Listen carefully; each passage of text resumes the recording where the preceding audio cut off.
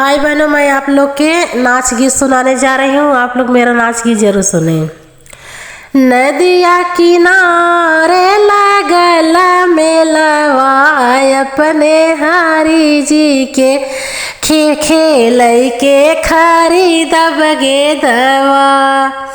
नदिया किनारे लगल मेलवा, अपने हरि जी के खेल के खरीदब गे दवा।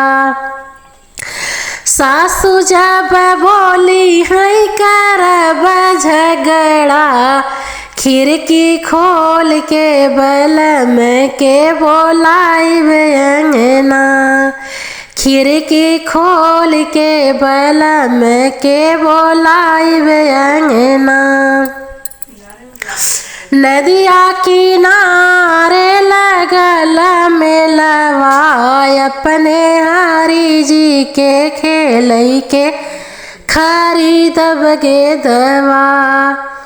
जेठनी जे बोली है करब झगड़ा, खिड़की खोल के बलम के बोलाइब अंगना।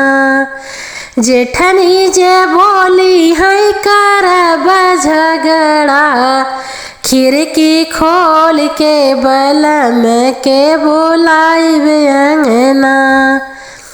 नदिया किनारे लगल मेलवा, अपने हरि जी के खेल के खरीदब गे दवा।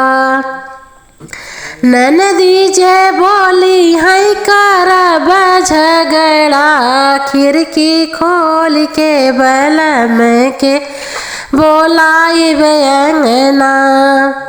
ननदी जे बोली है करब झगड़ा, खिड़की खोल के बलम के बोलाइब अंगना। नदिया किनारे लगल मेलवा, अपने हरि जी के खेल के खरीदब गे दवा। भाई बहनों, आप लोग मेरा गाना जरूर सुने।